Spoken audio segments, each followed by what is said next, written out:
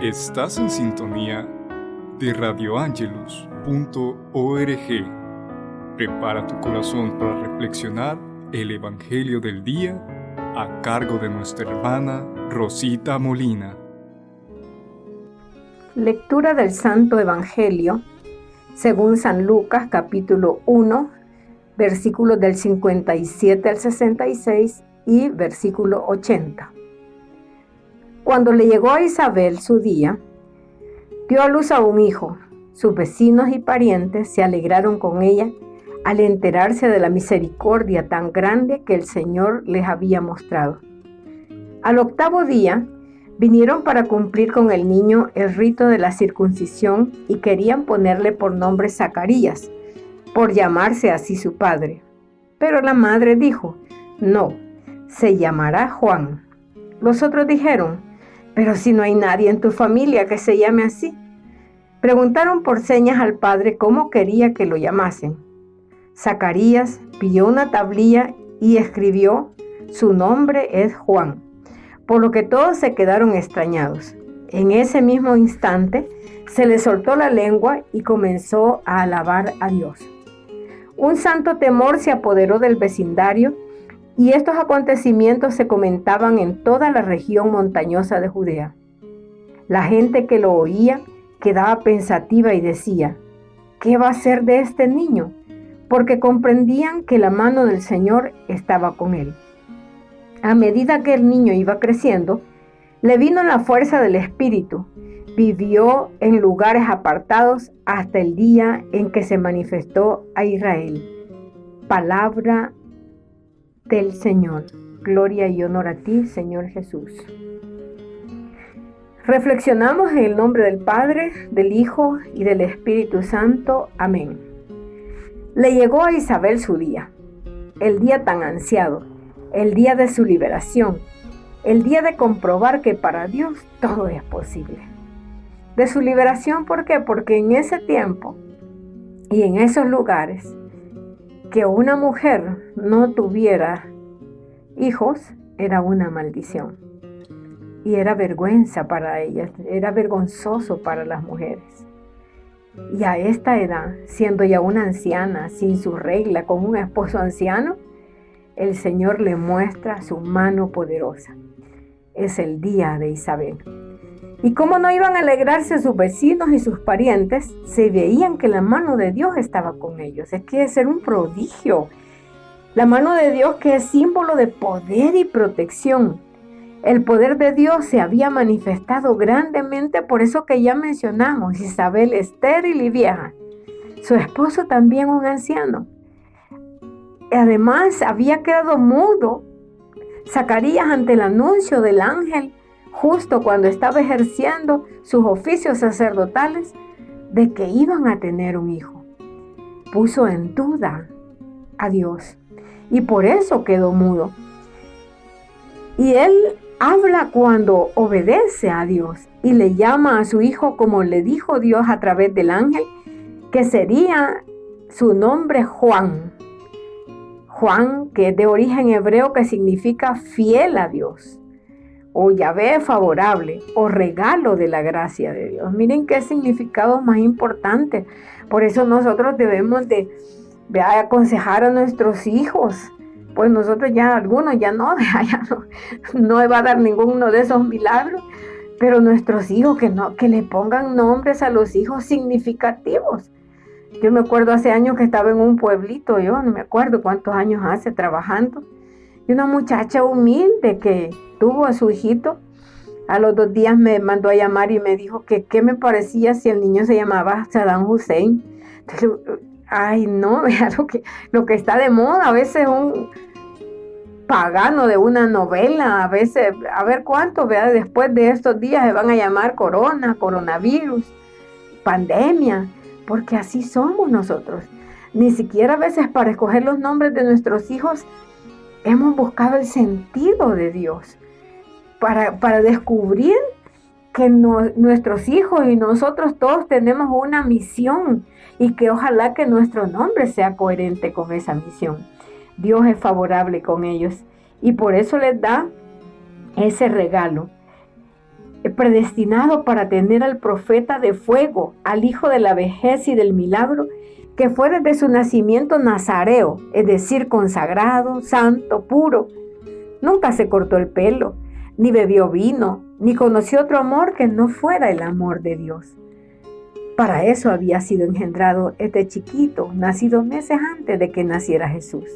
Los dos nazareos, destinados a llamarnos a la conversión, el uno abriéndole camino al que es el camino, y reconfirmando lo que Juan había anunciado y había denunciado, porque Juan vino a anunciar el reino de Dios, vino a anunciar el Cordero, la venida del Cordero de Dios que quita el pecado del mundo, y vino a denunciar el pecado porque el Padre quería que el camino para su Hijo fuera llano, fuera fácil.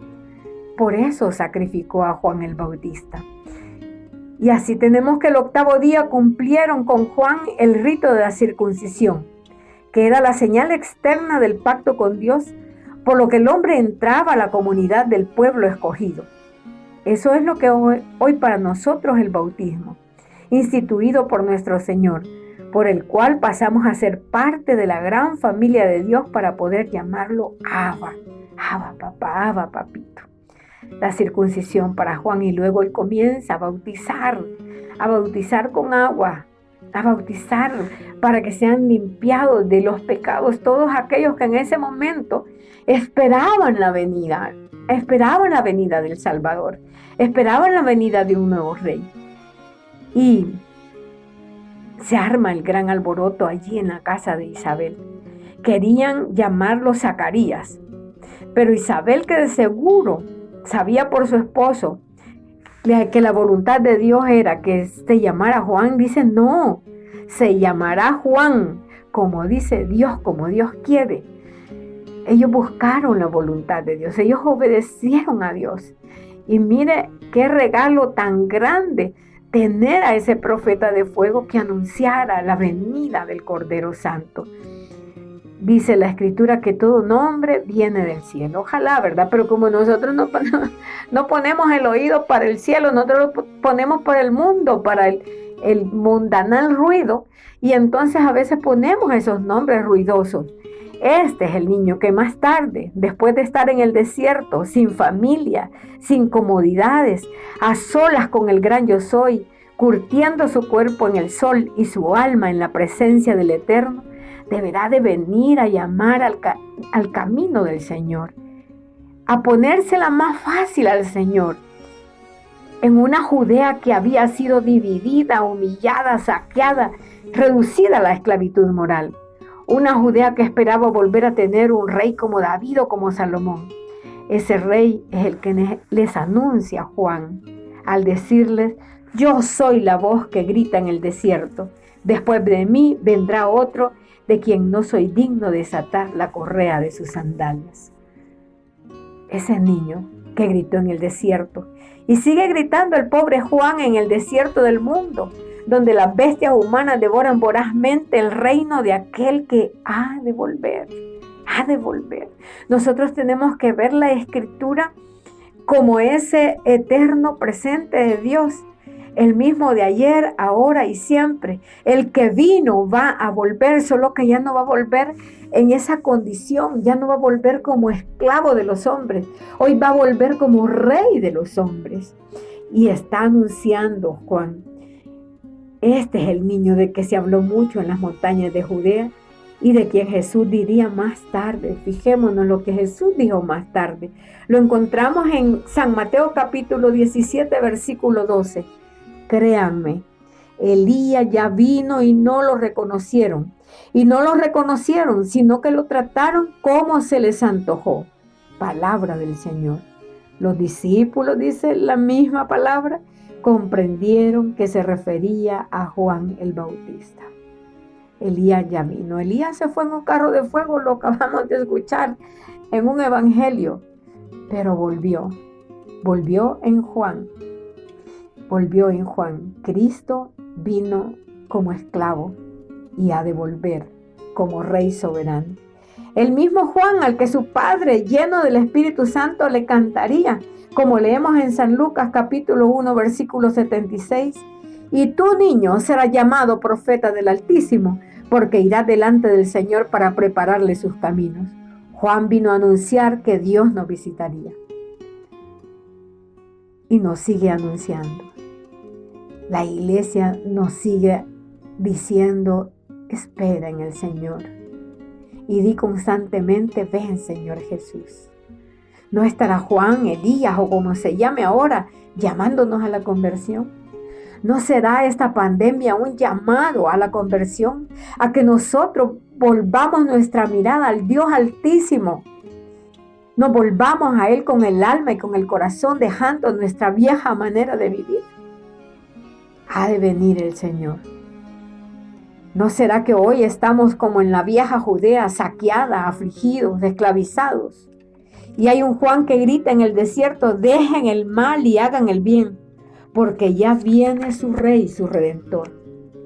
Vamos a dudar de la palabra de Dios como dudó Zacarías, para quedarnos mudos, porque estamos sordos, estamos mareados, estamos atarantados, porque el oído medio que es el que mantiene el equilibrio del cuerpo, si está afectado el oído medio, nosotros tenemos vértigos, mareos y estamos desequilibrados.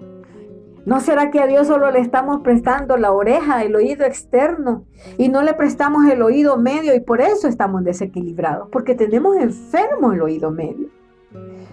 Vamos a ser obedientes como Isabel y agradecidos con Dios al contemplar el milagro de la vida de cada día.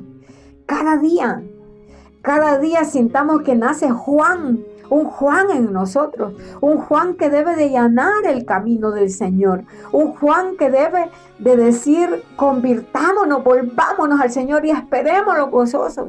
¿A qué le vamos a tener miedo si estamos en la espera del que ha de venir a juzgar a los vivos y a los muertos y a hacer juicio de las naciones?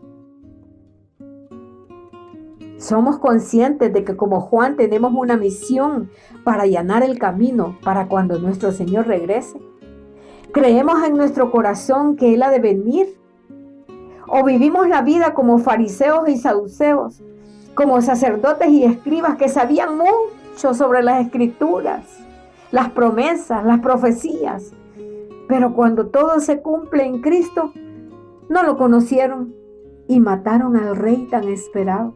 Lo estaban esperando, pero no lo conocieron, porque igual que nosotros estamos haciendo hoy, estaban ciegos y sordos a la nueva evangelización. Ellos estaban metidos en cáscaras viejas y allí estaba la palabra viva y eficaz frente a ellos, pero no lo escucharon y por eso perdieron el rumbo y por eso se atarantaron y por eso vivieron desequilibrados haciéndole preguntas estúpidas a la verdad misma. Pilato le preguntó a Jesús, ¿y qué es la verdad? Pero dio la vuelta y se fue y estaba frente a la verdad. Nosotros estamos frente a la verdad. Dios está con nosotros y ha de venir en persona. Seamos ese Juan que anuncia y que denunciamos el pecado, empezando por el personal, el mío. Denuncio mi pecado y proclamo que el Señor ha de venir y ha de rescatar a los que han nacido para ser rescatados. ¿Quieres tú ser ese Juan? ¿Allanarle el camino al Señor? ¿Prepararle las almas? Predica con tu testimonio que hay un Dios que no nos deja solos, porque Él nos prometió que estaría con nosotros hasta el final de los tiempos. Amén. Paz y bien a todos.